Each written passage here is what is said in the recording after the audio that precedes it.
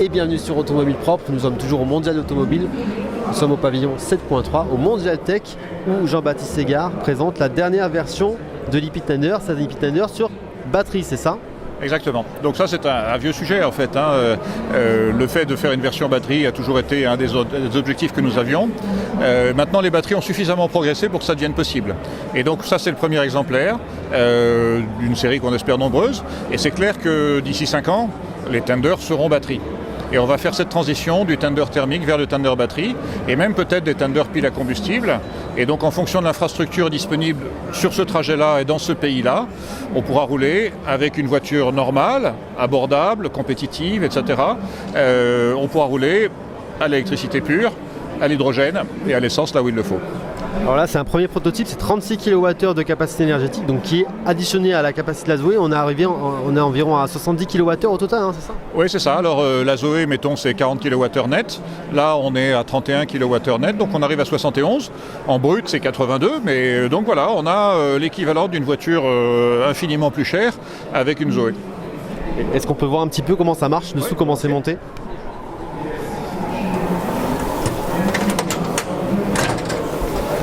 Alors voilà, donc on a la structure classique du tender avec le cadre, le système d'attelage, le guidage en marche arrière, etc.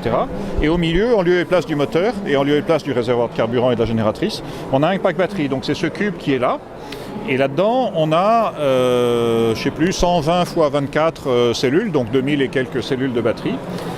Ça, c'est le convertisseur courant continu, qui permet donc de produire une tension destinée à la voiture électrique qui est devant. Donc en continu, on va produire jusqu'à 30 kW de puissance qui permettra de compléter l'énergie de la voiture. Et donc comme dans la version thermique, on programme le tender pour fonctionner de manière automatique et livrer à la voiture la capacité qu'on a demandée. Donc si on fait, 400 km, on dit dans 400 km, je veux 15% de batterie ou je veux 30% de batterie. Et ce qui est intéressant, c'est que on va pouvoir swapper le tender, on va pouvoir échanger le tender vide contre un tender plein. Et notre cible, c'est d'avoir 60 kWh de batterie. Donc avec les progrès à venir des batteries, on va y arriver. Et on va partir avec une Zoé qui peut-être fait 40, ou une Kangoo qui fait 31, ou quelle que soit la capacité de la voiture. Mais donc une voiture qui satisfait 98% des usages, et on lui rajoute 60. Et les 60, une fois qu'ils sont vides, on les remplace. Donc prenons un exemple, on fait Paris-Nice. On a une voiture qui est capable de faire 200 km sur autoroute. En fait, c'est 150 parce qu'on garde un peu de marge, on recharge à 80%, etc. On rajoute 2 fois à faire 300 km. Au bout de 450 km, on échange le tender vide contre un tender plein, ce qui prendra 1 ou 2 minutes. Et on repart. Au bout de 750 km, on refait un échange et on arrive à Nice. Et donc, on se sera arrêté 2 fois quelques minutes.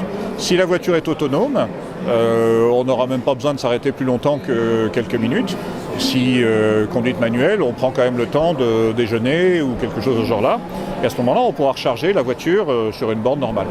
Et la remorque, bien sûr, se recharge. Je vois qu'il y a des prises de recharge également ici. Voilà, alors ce qui est intéressant, c'est que sur le tender, on a une prise CCS, donc qui nous permet de charger et le tender et la voiture.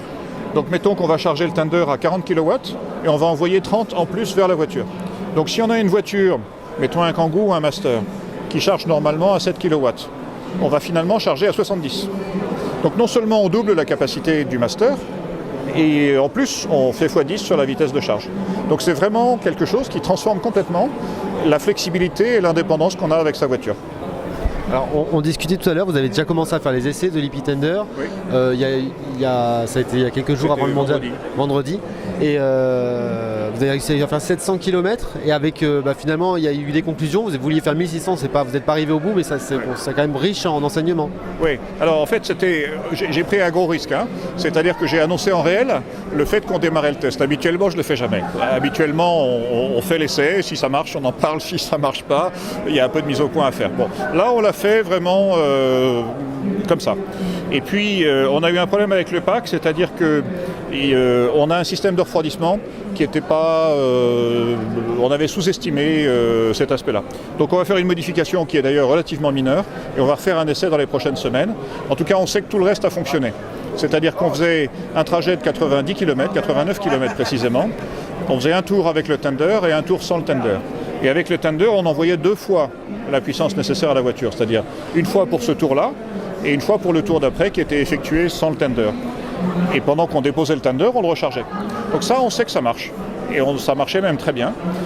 On va améliorer l'aspect refroidissement et on va refaire ça.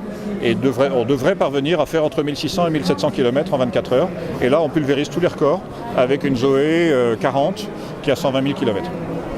Alors là, on est dans l'étape de la validation. Après, ce sera quoi les prochaines étapes une fois que le concept technique sera validé?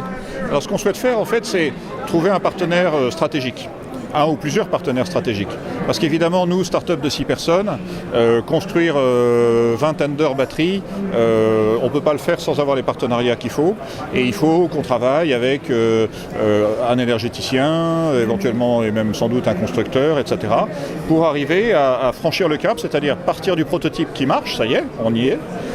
C'est déjà pas mal d'ailleurs, et démultiplier ça et faire un pilote, par exemple entre Paris et Nantes ou Paris et Strasbourg, à équiper 10-20 voitures avec le tender batterie, éventuellement d'autres modes, par exemple l'hydrogène, et ensuite on avance jusqu'à ce que les voitures soient enfin homologuées pour tracter une remorque. Et ça va commencer à venir. On parle de la Hyundai, de la Kia Niro par exemple. Peut-être qu'elle sera homologuée pour tracter. C'est pas certain, mais c'est pas impossible. La Tesla Model 3, on commence à dire qu'elle pourrait l'être. Et ça, la Kangoo, elle l'est. Le Master, on dit que peut-être il le sera.